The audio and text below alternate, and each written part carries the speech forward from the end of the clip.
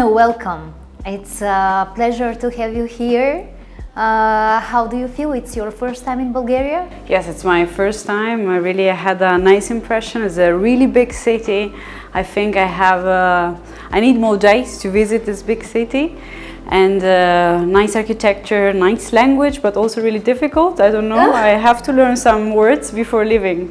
You bring Sardinia in Sofia, actually. I can't imagine a better way to know about Sardinia. And of course, we will talk about Vermentino.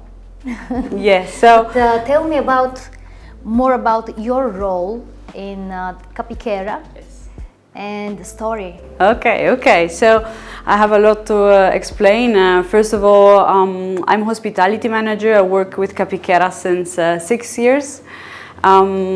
Capichera is born in 1980 in a really special area of Sardinia that is really famous for the terroir, for the granite soil. We are in the north, and it's also really famous for being the Caribbean of Italy, and this is the reason why we have this paradise that is called Porto Cervo.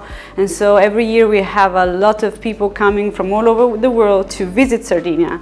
But the thing is that, Sardinia is way more than only a nice beach and only the yachting place. Sardinia has an ancient history. Sardinia is like a little continent. So if you drive 2 hours in the hinterland, you will notice that the landscape is completely changing. So we have granite in the south, in the north. We have sandstone, for example, in the south. We have a wonderful volcanic soil also. So also the same variety of wine is having a really different result depending on where it's growing. And everything started actually 1980 with a family of 6 brothers that had the intuition to understand the high potential of the Vermentino variety, especially in the north part of the island because of the granite landscape. What is the history behind these 6 brothers? A family of 6 brothers had the intuition to understand the high potential of the Vermentino variety in our place. And you can find Vermentino nowadays in Tuscany and in Liguria, but only in Sardinia. It's becoming a DOCG label, Denominazione di Origine Controllata e Garantita, that tells you that you can produce a specific sort of wine all in a specific geographic place, having specific type of characteristic that you cannot reproduce in another place. This is the magic of the terroir. It's not only the soil, it's the wind coming from the sea, it's the breeze, the Mediterranean vegetation around, the sun, the distance from the sea. Everything is giving a character to the wine, and it's making the wine really special. Let's try. Yeah, let's try. Let's open the first one. Let's open the first one. So you can see here we have different labels. So we have Lintori, that is a more easy kind of label, and this is I would say a more young version of Vermentino. It's produced with the first grape that we take during the harvest from the youngest plant. And when you see this kind of label, is something a little bit more complex. So it's produced, for example, with the grapes that we pick up in a later moment, like the first September week. So it means sugar level are higher than acidity levels. But let's taste it so I can give you an example. I'll open the bottle. Lintori, right? Yes, I'll start with Lintori. Lintori is a beautiful name, also name with history. Tell us more about Lintori name. Lintori. What is in Italian? Lintori, it's a dialect, so it's not Italian, it's our Sardinian dialect. Specifically is the Sardinian dialect from the north. Ah, okay. From the north of the island, and it means morning dew. Morning dew. Morning dew, that symbolizes something really fresh, soft. Something really fresh, soft. It's produced with the first grape that we take during the harvest from the youngest plants. So it means that acidity level are higher than sugar level. And this makes the wine really fresh.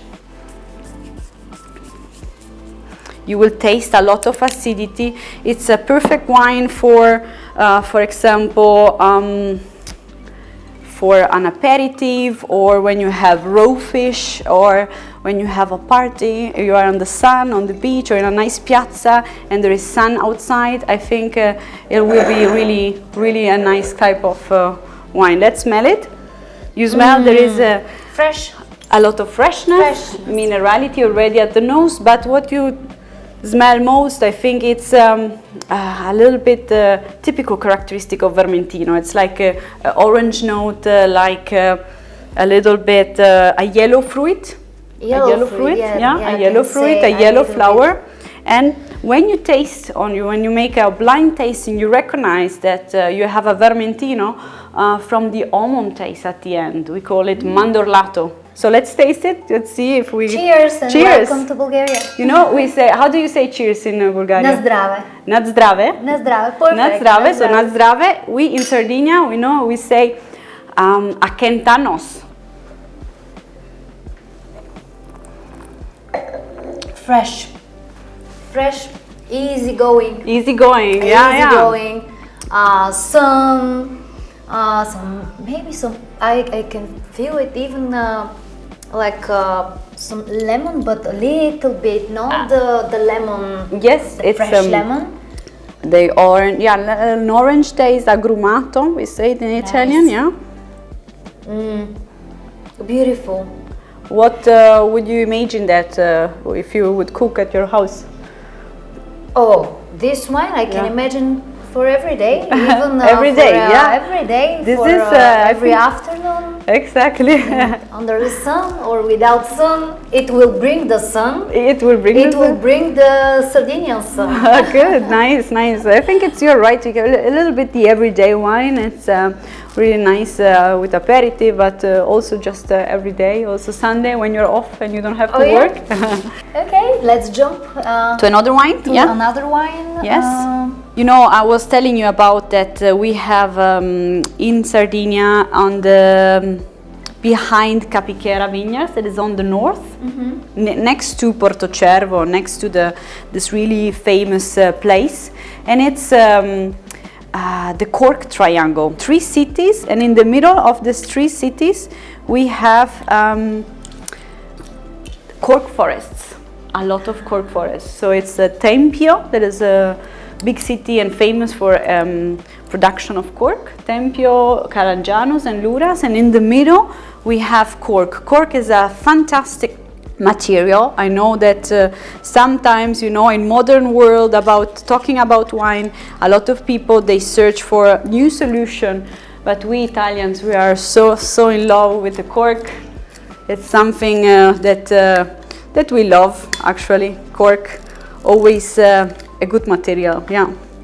So the thing is that when I store the wine, this is the direction, because you see the label, but in that case I want that you see the label. So I'm going to this one is with the DOCG. This is the DOCG. So coming to the history back again, Vyara and Anna, that means vineyards of stranger, vineyards of others. The name was because on the beginning we had some grapes in conduction in the vineyard that it's now our vineyard, and so the name stayed because the first bottle 1980 was actually the Capichera Classico, but we had so much request that we had to went out with another wine. And so we were asking to this kind of other place where we took the grapes to produce more Vermentino. And this Vermentino is a little bit, I think, the most representative for the variety. It's representing a little bit fresh notes like the one before, but it's way more elegant. This wine is a feminine version of Vermentino. Feminine because not because women like it more. Feminine because if you smell into this glass, it's more elegant. You have so much elegance. You have more elegant. A white flower, you have a green apple. A little bit, maybe a peach. Peach but little also, bit yes. there. It's way more elegant. It means that it is explosive. Every white note is coming all together at the nose, but you have to think about them. What am I smelling? Is it a white flower? Is it a green white apple? flower, but because I love peach, and maybe I smell peach. Okay, let's taste this.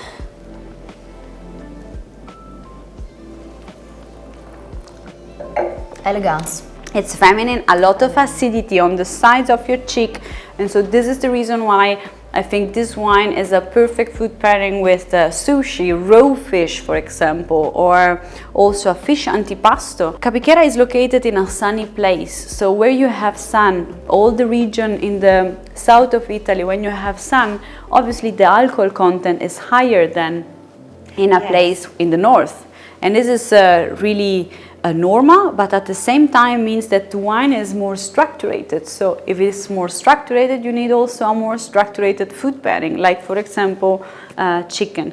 So I think it could be also a nice pairing. Also we have don't have to have an association always fish with white wine. But white wine in this case, for a semi-aromatic variety like Vermentino, could stay also really good, I think, also with white meat. Yeah. Cheese? Also cheese always. Cheese is something that I think with that kind of wine stays really good. This has the DOCG label. I think it's the most representative for the estate. It was the first of our classical line, and I didn't finish to explain the family, a family of 6 brothers, had the intuition to understand this high potential of Vermentino variety. The thing was that they decided to sell, and for 3 years they searched for the best new owner. They didn't want to leave Capichera in the hands of someone that had only an idea about business. They wanted to have a person that had also an idea about winemaking, and they found it in a man. His name is Carlo Bonomi. He's an industrial man in Italy, and since 3 years he's the owner of Capichera, and I was working with the family and working now for Mr. Bonomi, and I think we are really lucky because he's making a great job, good investments also at the estate. You need also to renovate. Let's go forward, I think, with the next wine. This is the most representative. This is Capichera Classico, is the most iconic wine. The first bottle was produced 1980. Was in a bottle that you cannot imagine. It was in the Chianti Fiasco. Imagine that. The Chianti Fiasco? Yes. The little bottle with the... Yeah. So first bottle is most representative. It's also taking the name of the estate. You see Capichera.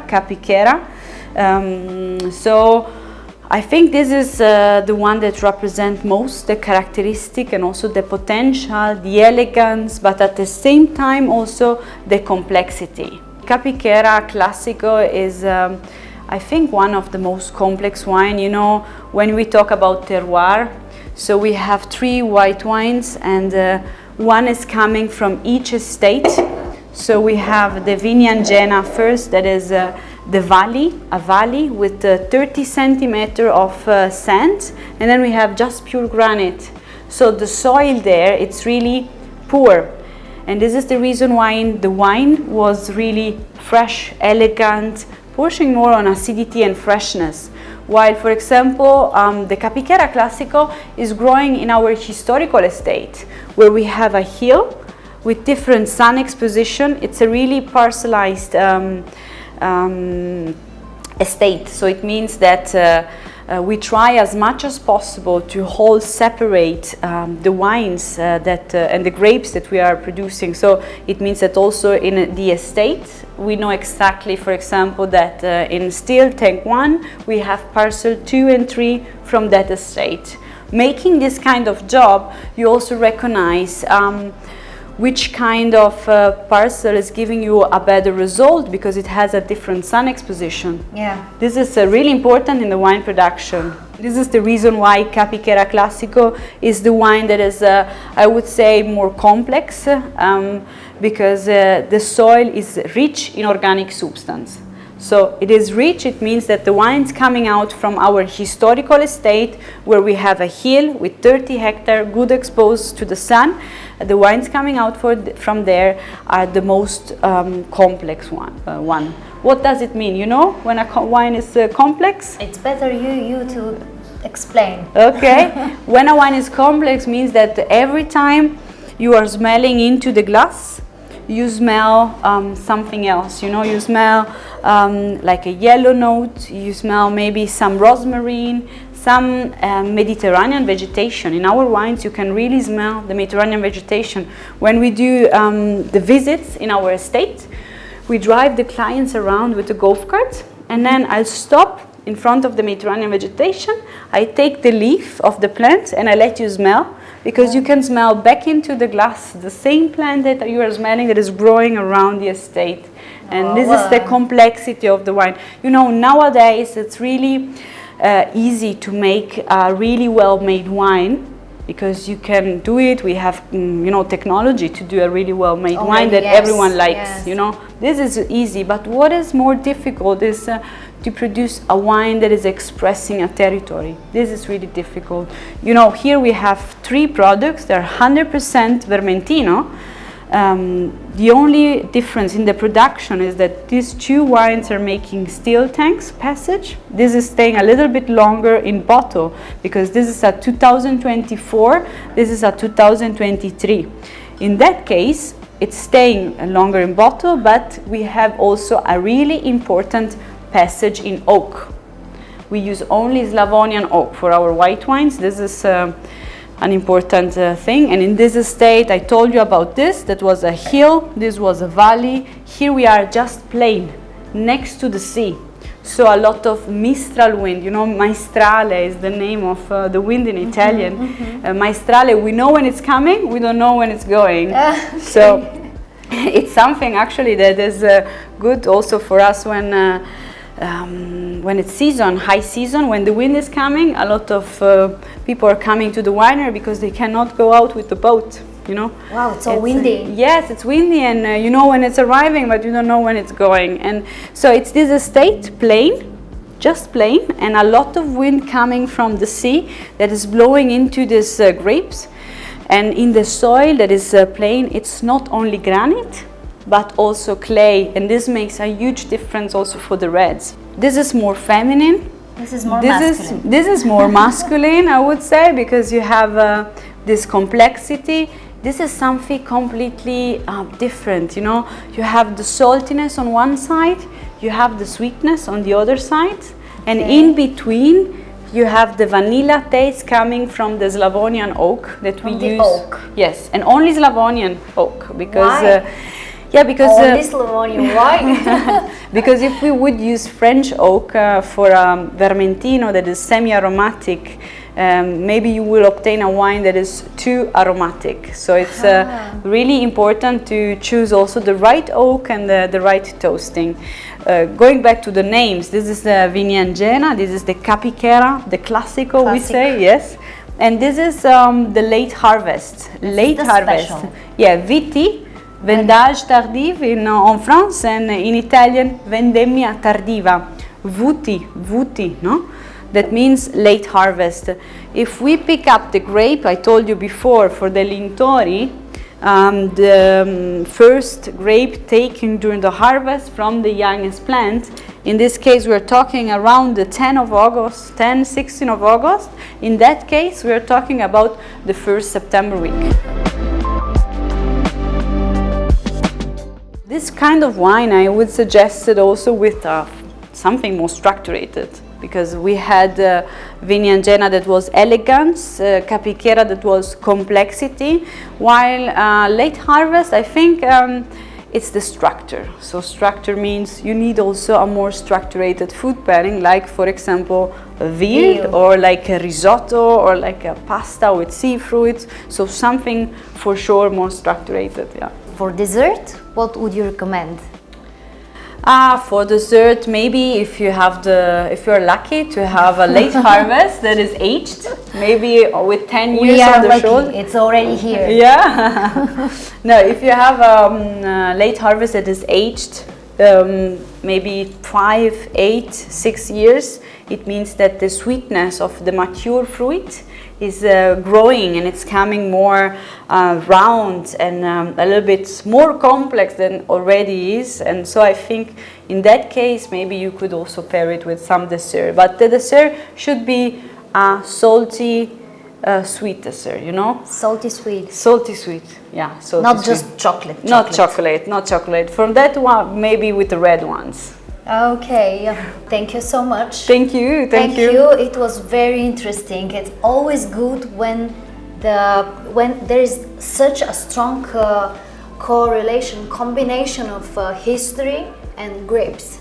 Yes, It's but beautiful. You know, I think that behind every wine there is always a history that needs to be told. You know, it's not only wine. There's always a history behind every labels, and I think it's important to tell about this history all to the people. So they could know. And now let's see if I remember. No, you have to remind me what was the word for it's Sardinian word for na zdrave. It's Akentanos. This sounds until 100 years. Spanish to me. Yeah, but you know, we were 500 years under the Spanish domain, so maybe it has also Sardinian language. It's a known language, so it has different origin for sure. It's coming from Latin, but maybe also from the Spanish denomination. Yeah. Akentanos. Okay, so we will finish with Akentanos. Na zdrave.